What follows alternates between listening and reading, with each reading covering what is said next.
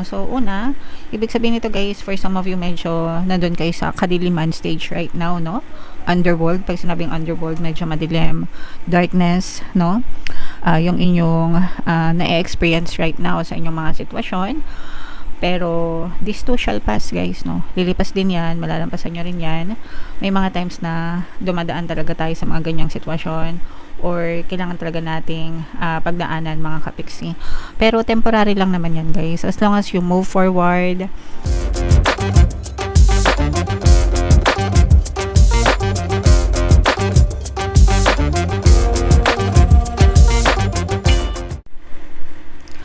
Hello guys, hello Gemini, welcome back to Pinay Pixie Tarot. Ang pamagat ng episode natin for tonight is messages from the universe para ngayong March to April para sa Gemini, Sun, Moon, Rising Sign, and Venus.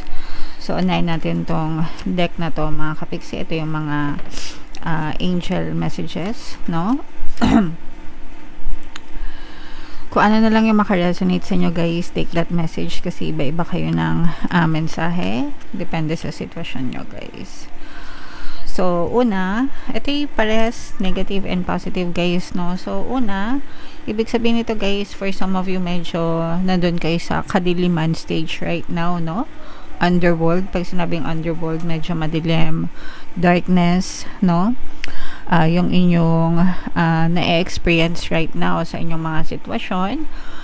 Pero, this too shall pass, guys, no? Lilipas din yan, malalampasan nyo rin yan. May mga times na dumadaan talaga tayo sa mga ganyang sitwasyon or kailangan talaga nating pagdaanan, mga kapiksi.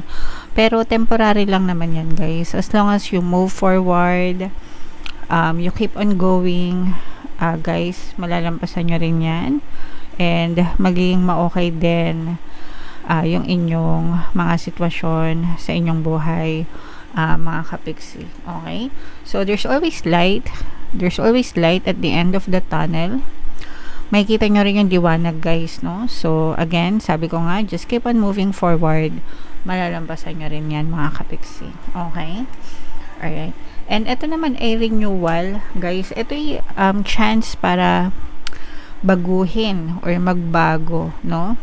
May mauulit. Ibig sabihin nito guys, pwedeng may maulit sa buhay nyo, pero chance nyo na para ayusin yung sitwasyon na yun sa buhay nyo, mga kapiksi. Okay? So, yun yung ibig sabihin nito guys. So, let's say for example, relationship, baka nagkaroon kayo ng failed na relationship and magkaroon kayo ng bagong relationship. So, chance nyo na to make it work for you, yung bagong relasyon nyo, no? Huwag nyo nang gawin yung mga mistakes of the past. It's time to do it right this time, di ba? O kaya naman, sa business, kung nag-business kayo dati, nag-fail kayo, and nabigyan kayo ng chance na magkaroon ng bagong business ngayon, di ba? You have to make it right this time. Yung mga mali mo dati, wag mo nang gawin, and make sure na okay ka na ngayon. Alright? Okay. So, comment down below guys if naintindihan nyo yan.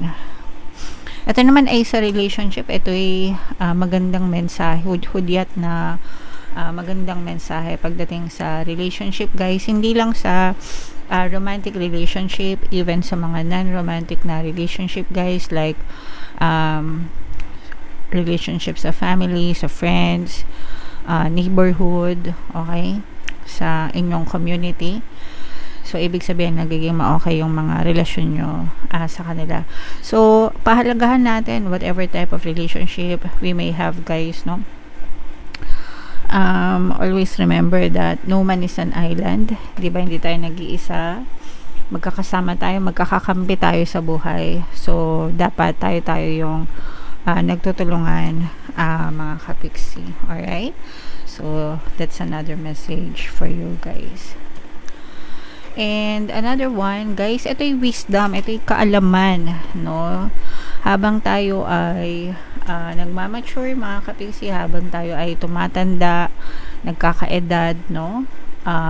dapat may maturity, dapat may mga natututunan tayo dun sa mga experiences natin sa buhay natin, sa mga past sitwasyon natin, no? And gamitin natin yon para maging guide or reference para maiwasan na natin yung mga pagkakamali.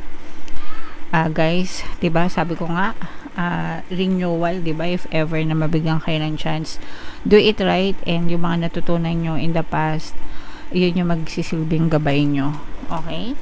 Alright. So, wag kayong gumaya dun sa mga tumatanda na walang pinagkatandaan. Yung sinasabi ng mga matatanda, 'di ba? So, dapat palagi tayong palagi natin sinasa puso yung mga matutunan natin sa buhay natin, mga kapiksi. And eto naman guys, there are a lot of influences sa paligid natin. Depende na lang guys kung saan kayo magpapa-impluwensya, okay? Kung sa negative or sa positive. So dito sa channel natin guys, I always try to influence you in a very positive way as much as I can. Kasi yun lang yung pwede kong maitulong sa inyo mga kapiksi, no, na ayusin nyo yung mindset nyo para maayos nyo yung buhay nyo, because it really boils down to that thing mga kapiksi.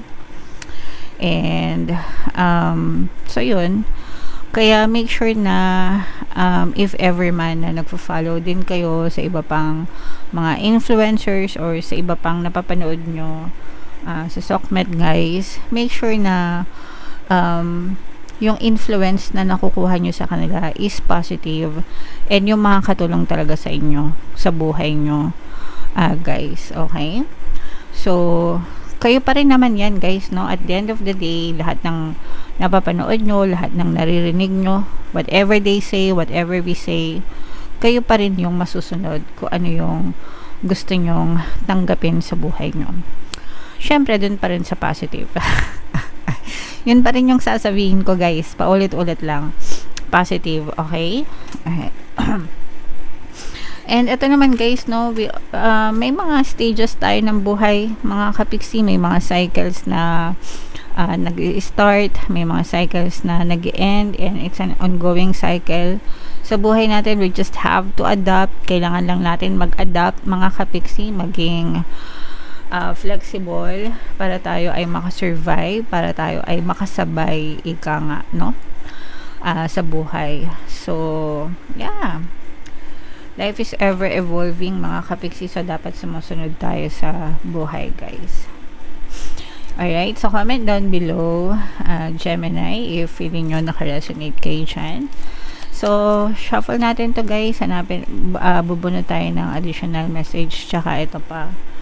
So, habang sinashower ko to, panoorin nyo muna yung video natin regarding sa ating paano mag-manifest ng abundance video course.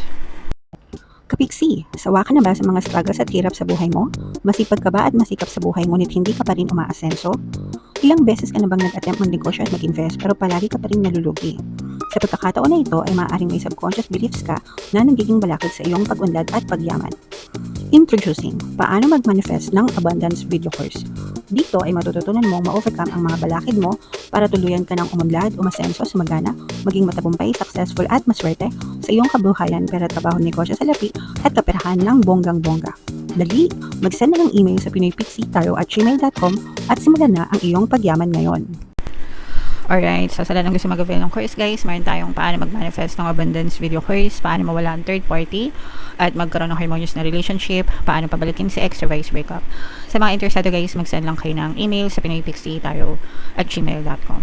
And sa mga naghahanap ng pampaswerte guys, mayroon tayong money shaker jars at saka itong mga bracelet guys, no? So, andyan yung WhatsApp number ko nasa screen, i-chat nyo lang ako dyan guys, ilalagay ko din sa comment tsaka sa description. So, ito yung additional message nyo guys. Elevate your energy, raise your vibration mga kapiksi, no? Kapag ka positive vibration kayo guys, positive din yung posibleng ma-attract nyo sa buhay. And mas madali mag-manifest guys kapag positive yung vibration nyo. Yeah, so, and that's your true nature guys, no?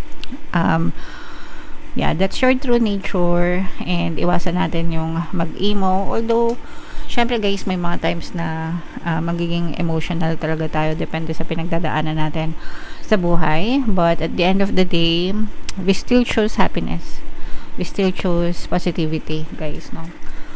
And yeah, so basahin natin to. So close up natin, sana mabasa nyo guys.